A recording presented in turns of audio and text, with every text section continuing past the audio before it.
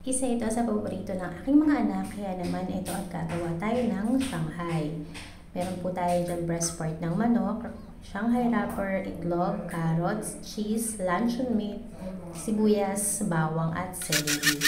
Food processor nga po pala yung gamit ko dyan para mas mabilis po natin mahiwa-hiwa yung ating mga gagamitin. Ayan, pinag-mix-mix ko na po yung mga gulay para hindi rin hata na aking mga anak. Then after po nga na ma-mix na po lahat, ayan, naglagay na po ang aking anak ng luncheon meat. Then, lagay mo na yung egg. Hahaluin ko muna. Hindi na mo. Hindi na eh. Opo. Yan. Ilagay mo lang yung egg. After mo ilagay yung egg, haluin lang yung mga nilagkat. And then, tama yung cheese. Nilalagay ka pa ng cheese. So, lagay mo na yung cheese. Lang. Sige, lagay mo yung cheese lahat. Yan. Very good. Kumuha ko ito. Okay lang. Tatlo na. Okay lang. Tapos, maglalagay tayo ng salt.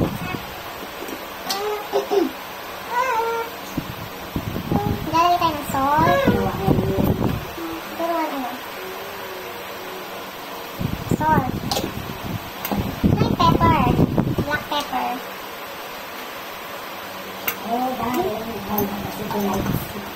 Tapos, sugar.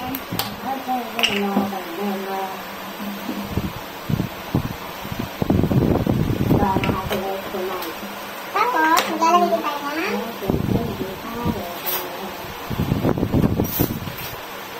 ano to? Lalagay tayo ng gas. Milk. One. Huwag naman marami. Two. Maraming milk natin. Yan. Diba? Masarap yan. Nakapangit lasa.